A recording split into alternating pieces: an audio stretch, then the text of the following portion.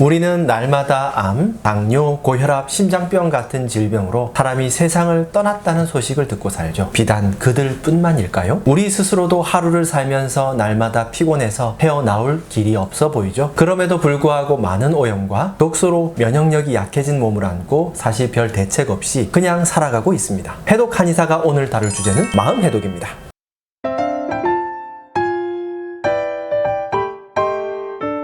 안녕하세요. 해독해주는 한의사 석현 원장입니다. 한국인 4명 중에 1명은 불안한 상태라고 한 연구학회의 보고가 있었는데요. 지금을 살아가는 모든 분들에게 꼭 전해드리고 싶은 마음 해독에 대한 이야기를 해볼까 합니다. 해독한다 라고 하면 문제성 피부를 해독하는 피부 해독, 비만을 치료하는 비만 해독과 같은 걸 생각하실 텐데요. 대한불안장애학회는 2006년 3월 30일부터 3월 31일까지 서울을 포함한 5대 광역시에 거주하는 20세부터 69세까지 성인 남녀 1000명을 대상으로 개별 면접을 실시했다고 합니다. 그 결과 전체 응답자 중 25%가 불안한 상태에 있다고 답을 했다고 하네요. 보건복지부가 공개한 2006년 정신질환 실태에 따르면 우리나라 18세에서 64세 성인 중 한 가지 이상의 정신질환을 겪은 경험이 있는 사람의 비율이 무려 17.1%로 나타났다고 해요. 이 자료를 토대로 대한민국 인구로 추산해보면 우리나라 성인 6명 중 1명이 1년 한 차례씩은 정신건강 문제를 경험한다고 볼 수 있는 거죠.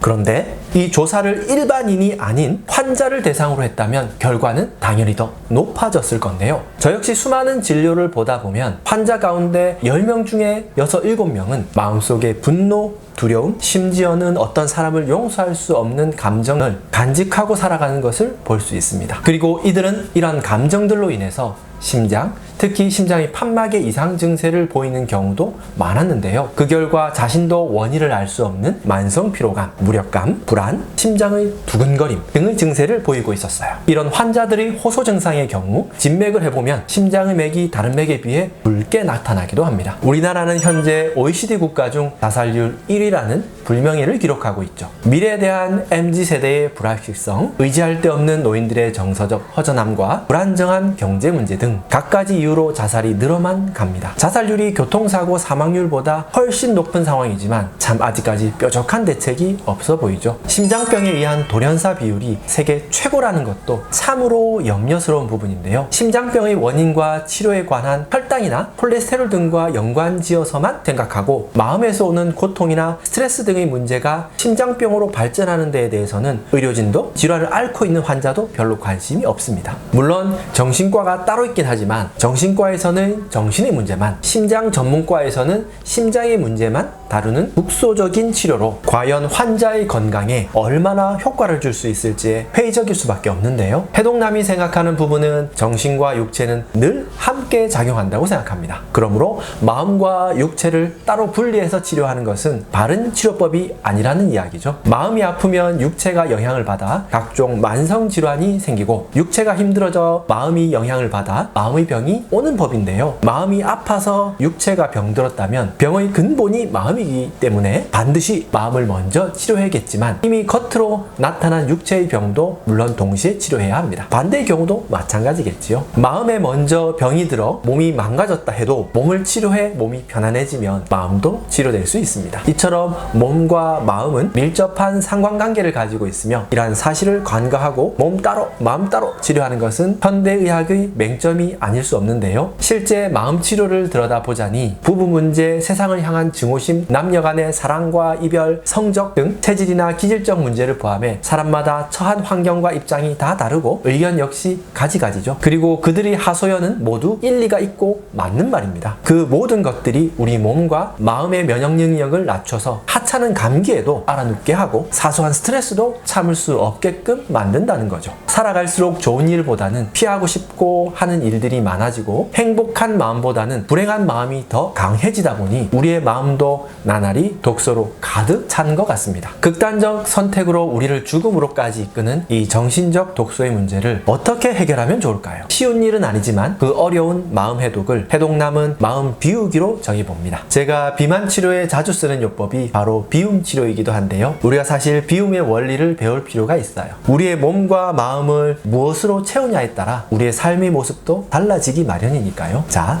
그럼 몸과 마음의 해독 치료를 함께 시작해 볼까요? 첫 번째는 용서입니다. 용서는 영어로 forgive라고 합니다. 이 단어는 for와 give의 합성어인데요. 다시 말해 용서는 주기 위한 것. 상대의 태도나 의사와 상관없이 먼저 던져주는 거죠. 얘 따먹어라. 나가서 상대방을 향한 내 마음과 태도를 함께 비우세요. 용서의 진정한 대상은 사실 나 자신이 되어야 해요. 용서받지 못해 병들어가는 자신이 불쌍하지 않은가요? 내가 병들지 않기 위해 상대방을 용서해야 하는 거죠. 두 번째, 이해하세요. 진정한 의미로 상대방보다 자신을 낮출 때 가능해지는 이 이해는 상대와 비교 위에 자기 자신을 놓았기 때문에 쉽지 않을 겁니다. 제자의 발을 씻기기 위해 자신을 낮추었던 예수 그리스도처럼 겸손한 사람만이 상대방을 이해할 수 있다는 것, 이와 같은 진정한 이해는 상대방도 나도 감동시킬 수 있다는 거죠. 세 번째, 포용하기입니다. 모두를 내 것으로 인정하고 포함시켜 버리세요. 상대방을 남으로 취급하지 말고 내 일부로 받아들이는 거죠. 남이 되면 배타적으로 밀어내게 되는데, 그러나 내 것으로 안아주게 되면 이야기가 달라집니다. 내 것으로 포함된 어떤 사람은 외로움에서 기쁨을, 절망에서 용기를, 아픈 사람에게는 치유를, 가진 것 없는 사람에게는 소유의 느낌을 갖게 해줄 겁니다.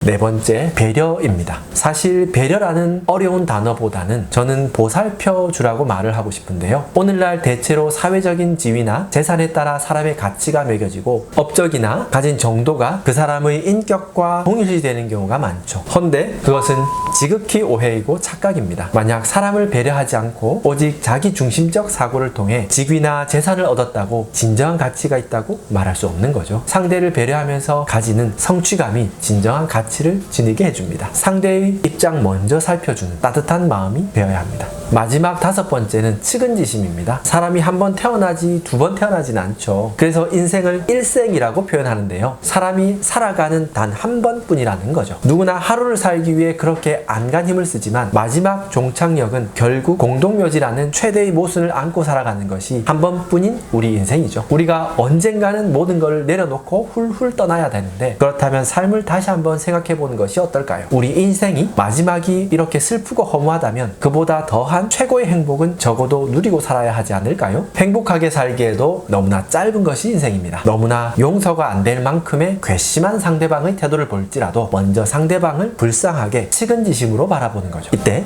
비로소 내 마음속에 해독이 이루어지고 비운 마음의 행복을 느끼게 될 겁니다. 구독자 여러분, 해독요법은 이렇게 건강한 신체뿐만 아니라 건강한 마음과도 연결되어 있습니다. 몸뿐만 아니라 마음의 비움, 해독치료도 함께 하셔서 조금 더 따뜻하고 아름다운 삶과 세상이 되었으면 좋겠습니다. 더 좋은 해독 정보로 찾아뵙겠습니다. 오늘도 건강하세요.